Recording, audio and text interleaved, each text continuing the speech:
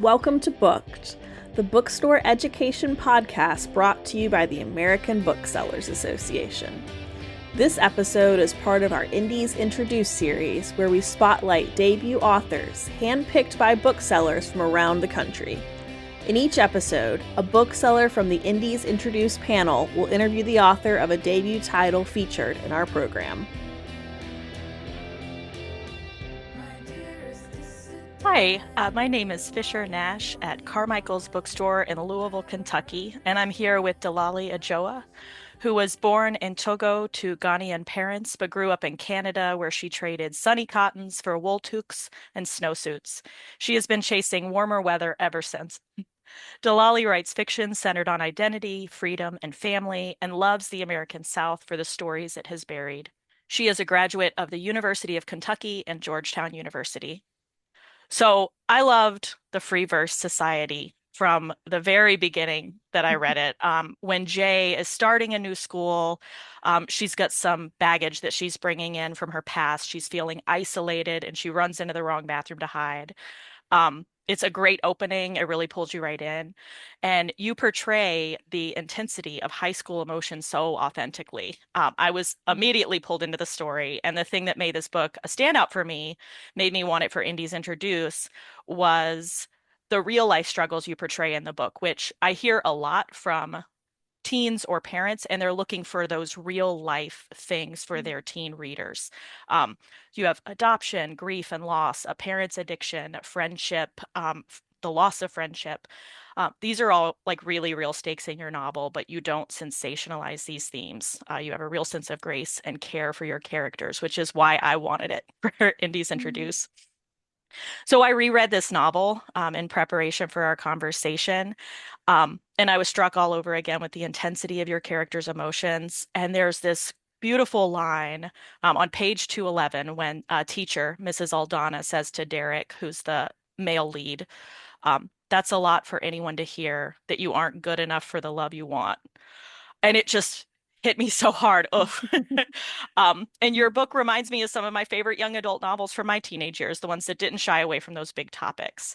And you're just not afraid to tackle that big stuff. So, what made you decide to take on such big themes while you were writing The Free Verse Society? Well, first of all, thank you so much for choosing this novel. It feels so good to have booksellers like you all know books and you're professional readers. And to have you, appreciate this story means so much to me. So thank you. Um, I think I tackle these big topics for teens because I know that teens can be very quiet about the world that they're experiencing, even though inside them it is very loud and it's chaotic sometimes and tumultuous. They're very quiet about it. And even for myself, growing up at home, I grew up in a family that was loving and supportive, but I just didn't feel comfortable talking about feelings, especially big feelings. And you mentioned reading in your teen years. I don't remember a lot of pleasure reading in my teen years. I remember like The Heart of Darkness, Othello, like assigned reading. But Wow. the years before, the years before that, I definitely had books that made an impact on me, like Are You There, God? It's Me, Margaret. Like when I read that book, I was stunned that, a grown-up would be so honest about my experience, what's going on with my mind, with my body, with my life. There was just so much honesty. And so I can't imagine a teenager having, maybe they're in a home where they don't feel loved or they don't have that support. And then on top of it, they're not seeing their lives honestly portrayed in literature, to see a character going through the same struggles that they're going through and overcoming it. I can't imagine that. And so, at a certain point, when we were trying to get this book published and we were submitting it, we got a lot of no's, a lot of rejection, because they said it was too dark for post-pandemic years. It's so surprising to me. Yes, I mean they were very complimentary about the manuscript, and so I had confidence in the manuscript and the story, but it just felt like, this is not the time for this book. And so I kind of gave up and I set it aside for a while until I started actually, recalling what happened during the pandemic. And I remembered that there were kids, there were teens, at home in situations that they didn't want to be in or they shouldn't have been in. Yeah. And so I was thinking, where are the books for those teens? You know, even like talking about the opioid crisis. We talk about that, but we don't talk about the teenagers or the kids who are at home also experiencing that crisis, you Yes. know? So I think it's so important. I really wanted to get this book published, and so I pushed, we tried again and submitted, and Peachtree Teen picked it up. But I don't think that our job as adults is to like paint a more beautiful picture of the world than what it is, especially when there's a teen who is experiencing something. They know what they see, what they hear, what they feel, you know. I think, I'm not the mother of a teen yet, but I think our job is to, stand with them and try to perceive what they're perceiving, to get as close as we can to them, to look into whatever darkness they're looking into and to help them find meaning in that, you know. So I hope that's what I'm doing with my books, that I'm portraying an honest life, their experiences, so that they can find hope to keep going. I think that really comes through. I definitely, I, because those were my favorite books when I was a teenager, is the ones that dealt with real and intense things that do Mhm. happen to kids. Um, and you do it with such lightness. I mean, I don't see this book as dark at Mhm. all, even Yeah. though you have very serious themes. There's also so much hope. There's found family. There's so much Hmm. care that people are showing to each other. I think that I do not see it as dark. Good. So, Yeah. um, in college, I actually had a writing professor tell me that if you have an agenda when you're writing, then your writing is not going to be good. And he was trying to keep me from, I guess, politicizing anything. That basically my only agenda should be to write well. And at the time, I was young and I felt in my bones that he was wrong, but I was young and I didn't have the wherewithal to openly disagree with him. And then I don't know if you were there at Winter Institute, Min Jin Lee, during one of those keynote conversations, she said she's always got a bigger point. She has a thesis that she's writing towards. And I really love that. And it stood in direct contrast to the lesson that my former teacher had tried to impart to me, um, Mhm. that I had Mhm. rejected internally, but never externally. So Yeah. my next question for you is, what is your thesis statement for writing the Free Verse Society? What's your goal in telling this particular story? Mm. So I'm going to take the long road to the thesis statement, which is not what you're supposed to do. Sure. But it really begins with my story, and you know my story, but I after moving so much as a child, moved from Canada at 14 to Louisville, Kentucky, and just the feeling so displaced, um, feeling like I didn't fit in there. Mannerisms were different, accent was different. I didn't have the cultural references that everyone had. I didn't have the same clothes, the velour tracksuit, like that wasn't, big at the time. And I didn't have that. Had like a, off-brand everything. And I remember, standing in the cafeteria doorway and just all the faces that were there, everyone seemed to know where they belonged. Everybody had somebody. And I just felt so isolated and so alone. That feeling of being amongst so many people and being alone. And so I went to the bathroom and I spent lunch period there, hiding in a bathroom stall. And when I wrote this book, that's where I placed the main character, Jay, in the beginning. After having moved from Atlanta to Delray Beach for a fresh start, she feels alone and she's in a way grieving all the people that have, left her life. Her father left when she was young.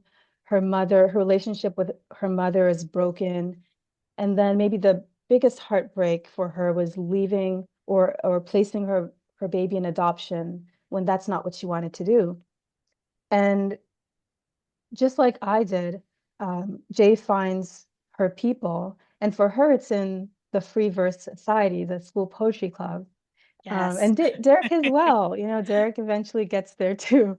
Um, but that really is what I want readers, especially young readers, to see. It's people, these two characters who are feeling so alone and isolated, finding their people. And so, if there is a thesis statement, um, it would be that no matter how you're feeling right now, you have people, and you may not have found them yet, but there are people for you who want to love you and hold you through whatever it is you're going through. Um, just to continue to have hope. It's a story of having hope. I love that it's a romance. It is a romance, but for me, the deeper, um, you know, perhaps the deeper love is in that found family, because of course Jay and Derek come to love each other in a romantic way, but they become a family to each other and to the Freeverse members. So it is that have hope. You will find people who will love you and hold you through what you're going through.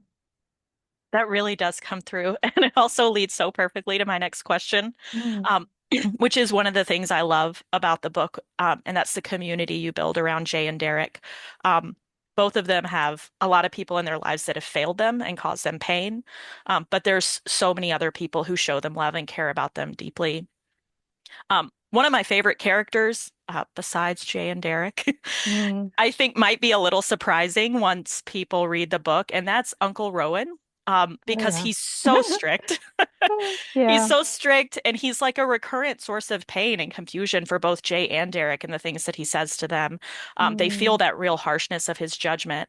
But I don't think you ever write him as a villain, even when he's trying to keep Jay and Derek apart. So you've instead got this complex character who's mm, really trying to do right by his niece, Jay, and sometimes not realizing how he might be contributing to her hurt. Um, but there's lots of other fantastic characters in your novel besides your leads. Do you have a favorite side character or side story that you really loved writing? yes, Uncle Rowan. Yeah, I Uncle love Rowan. Um, and that was kind of a surprise to me too, but maybe it shouldn't have been because in many ways he is inspired by my father.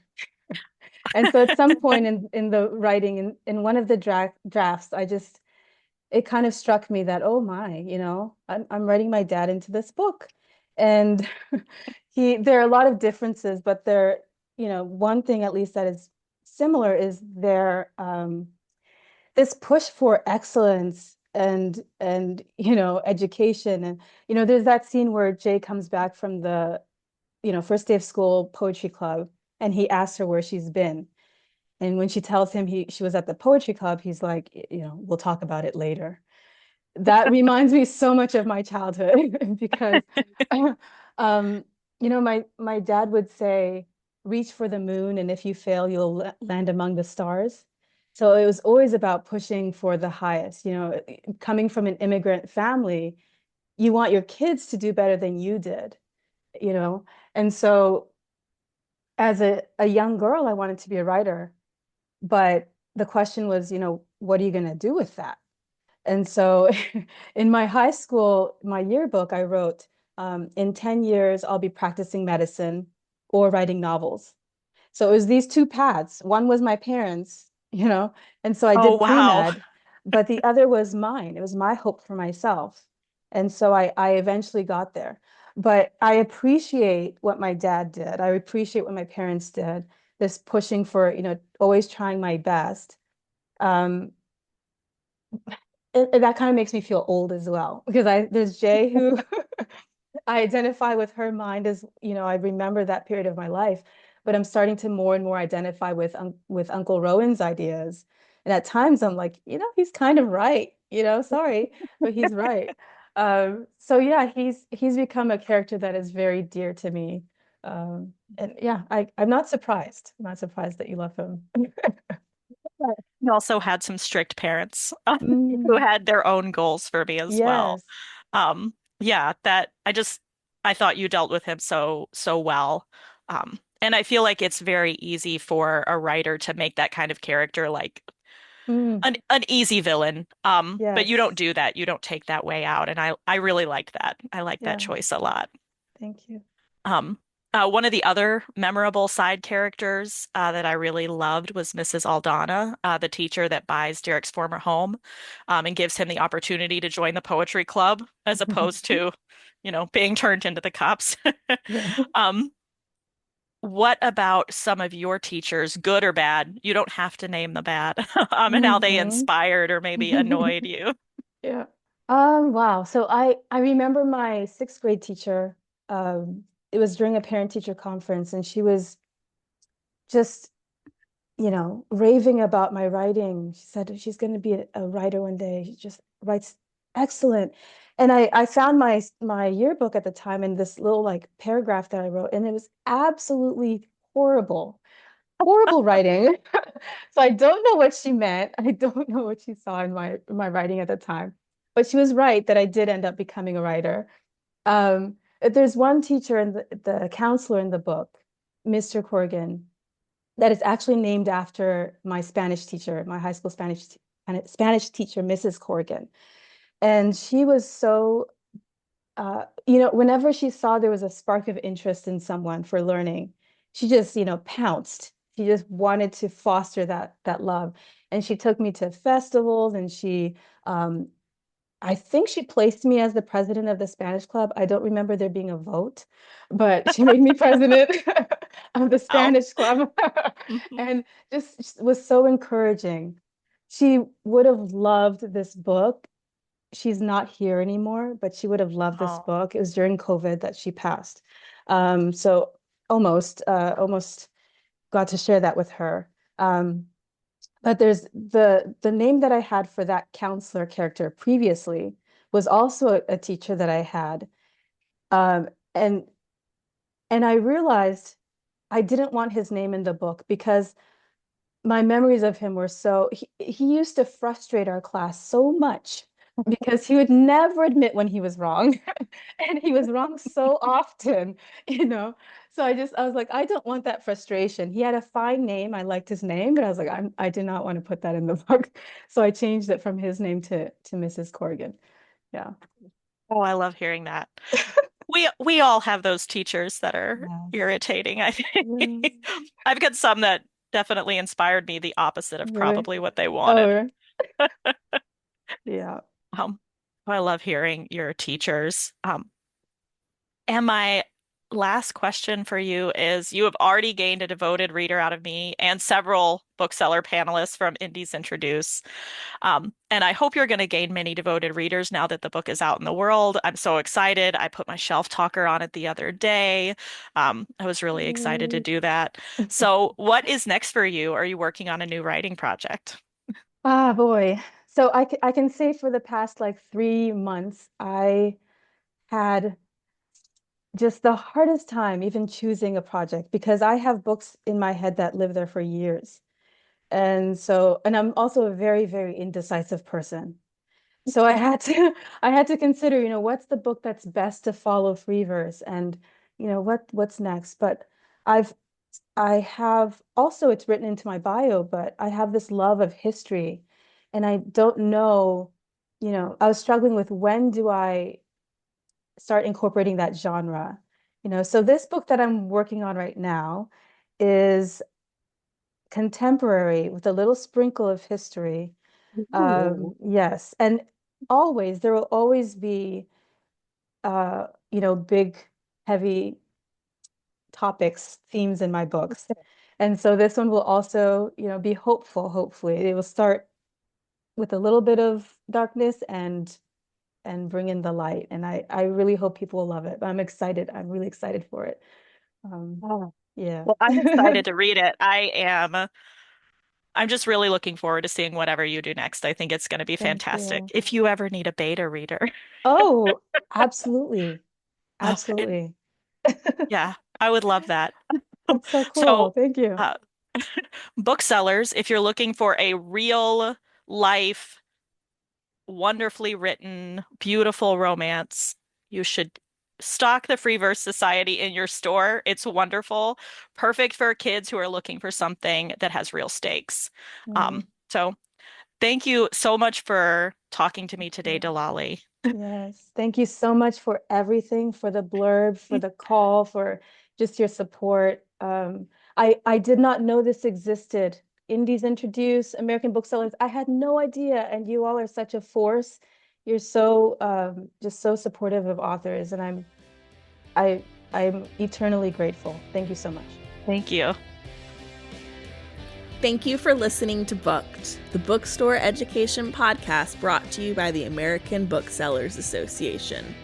Don't forget to subscribe to the show on your favorite podcast app. Additional educational resources can always be found on the ABA site at www.bookweb.org. Happy reading!